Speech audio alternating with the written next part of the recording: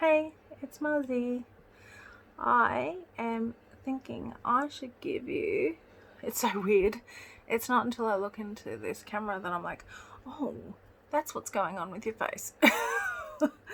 So don't mind me. I wanted to give you an update about hospital. I'm a little out of breath, and that's because I'm in a truckload of pain because I messed up my pain regimen. My pain regimen. So I've gone into withdrawal, which, all things considered, I'm handling pretty well, but it's very hardcore. So I wanted to give you an update because there's stuff that I really need help with, and I need to sort of let you know and communicate that clearly. But I also want to give you an update that was clear about what happened in hospital, because I don't feel like I'll let you know that. If you can hear dripping, it's because I turned my air conditioner off and it's dripping. Okay, so because most people kind of get, I'm not going to say bored. I know that people care and they're invested in me, but when you do like a 14-minute video, not everyone can maintain their attention span, and I'm one of those people. So I'm just going to hit you with the stuff that I need the most at the start, and then I'll continue. That's my mama dropping stuff. And then we'll move on to what happened in hospital and be a bit clearer probably than last time, because I don't feel like maybe I was. Okay, so firstly, I've done a really good job, I feel like, in terms of my brain, like my brain damage and my brain functionality, of getting back on track with managing money, because I had a minor stroke in December, and after that I was having a lot of trouble with task management, and one of those things happened to be money, which has never been like budgeting, and that's never been a problem for me. I've always been like on top of it, so I'm having to write things down. Obviously in hospital that was more complicated, and me going into hospital costs up to like $500 to prepare for, and you're probably thinking, what the hell, how can you spend that much money to have to go to hospital? But I have to take my own water. I drink 10 litres of water a day, so I've got to take a couple of casks of water, because otherwise I'm incessantly asking the nurses for jugs of water, and they've just got other things to do, So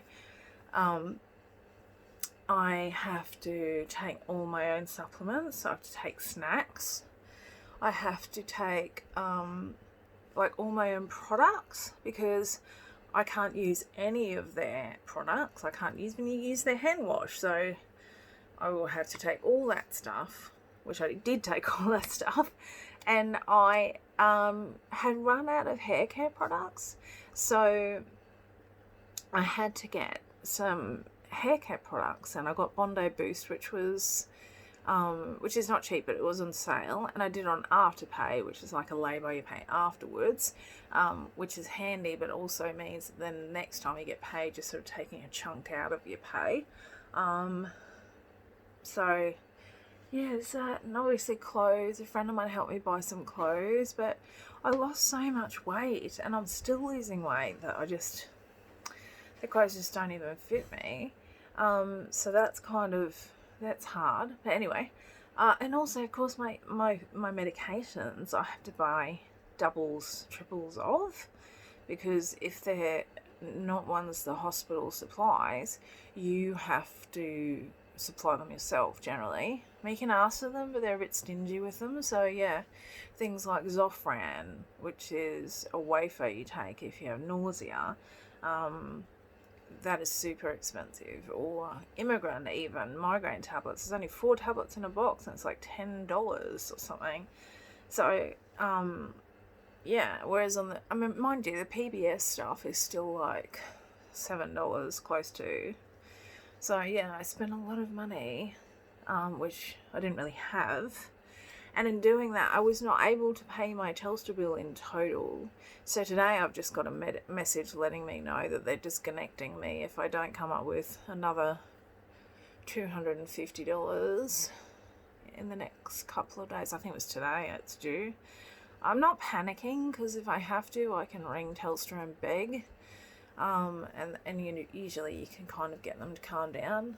But yeah, it is still an uncomfortable situation, and one in which regardless, I still am going to have to pay it. Even if I delay it, it just kind of gets like a bigger and bigger and bigger bill. So there's that. So basically the things I need help with is the Telstra bill and groceries, because we bought groceries. I bought groceries when I got home. I bought fruit and veg, and I bought some meat. And we have meat frozen, but we're both sort of recovering from being in the hospital. Mum from having her back surgery, me from my hospital stay, and what we're sort of discovering is we're forgetting stuff. So it's like things like washing powder or washing liquid, and of course everything's got to be specific to me, so it's not so easy to just get it.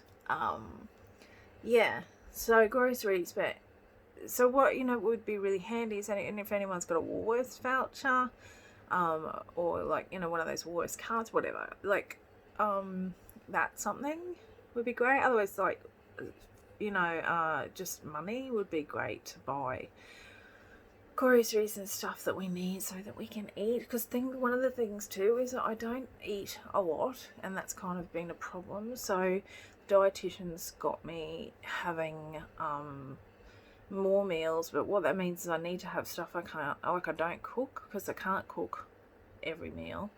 It's just physically impossible at the moment for me to do.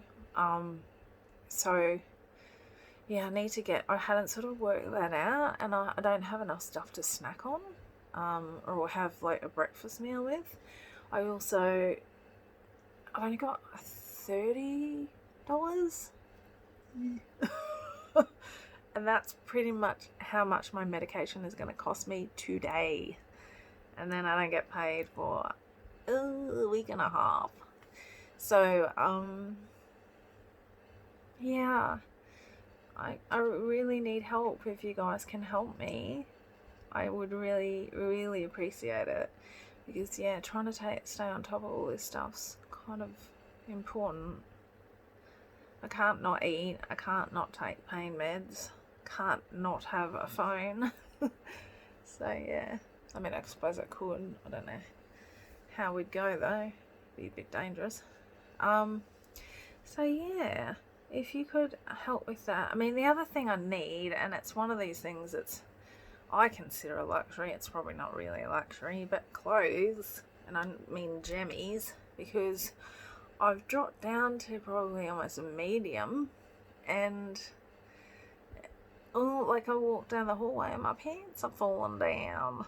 So it's never been something I obsess about. I just don't really care that my weight fluctuates. If you fixate on that when you're someone who can put on 20 kilos of fluid overnight, then you go insane. I mean, can you imagine?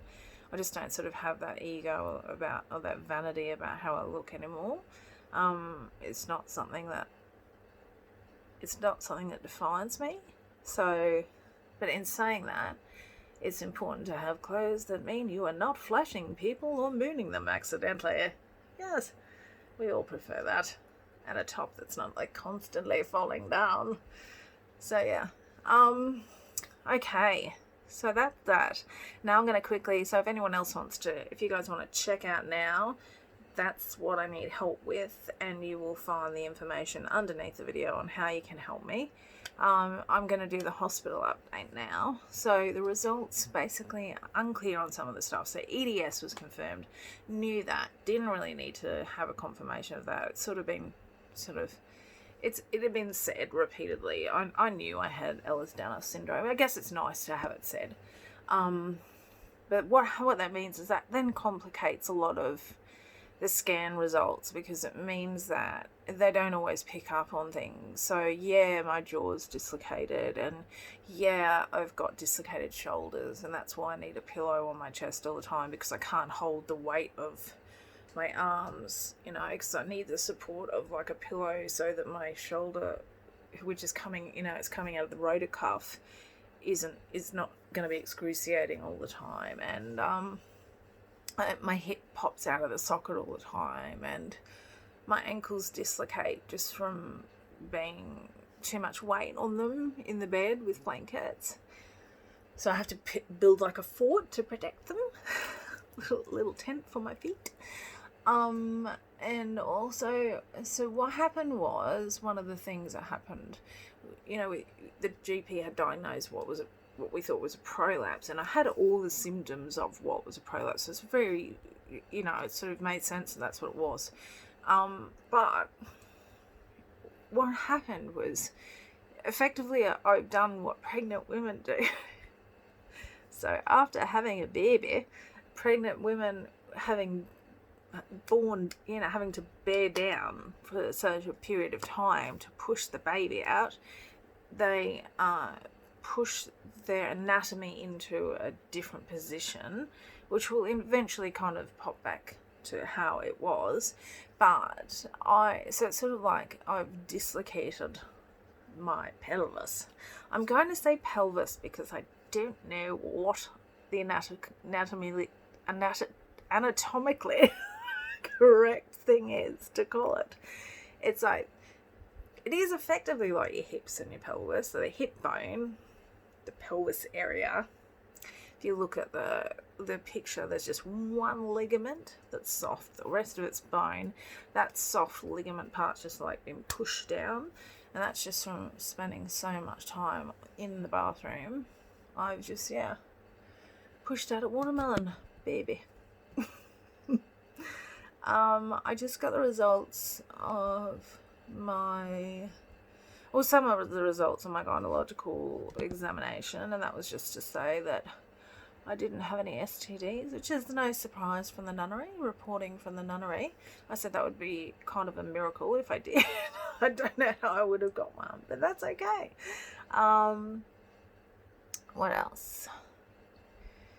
So my jaw's dislocated. I do have trigeminal neuralgia on both sides of my face.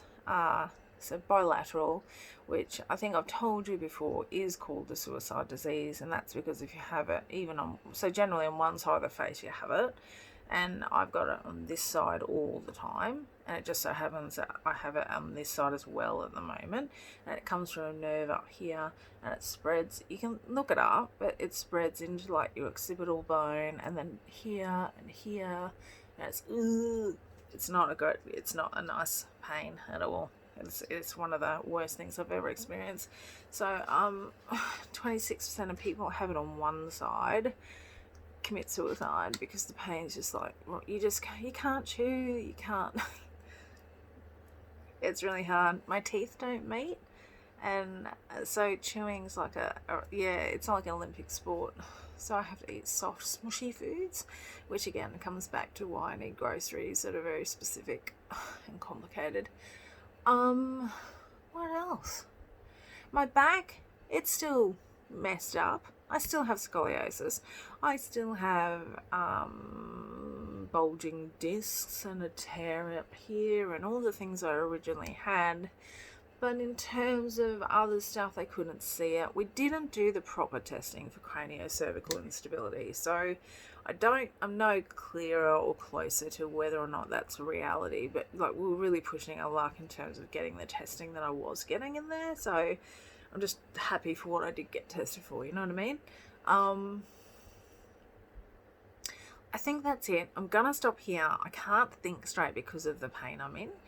If you think of something that I've forgotten to tell you that I was supposed to get, I know, sorry, thyroid cysts, didn't do a follow-up, need to get them followed up on, because I feel like I'm being strangled every day, and so I have to numb, like, not only my whole of my face because of the trigeminal neuralgia, but then all of my neck, and then all around the back of my neck, and then sometimes even my shoulders because I get referred pain.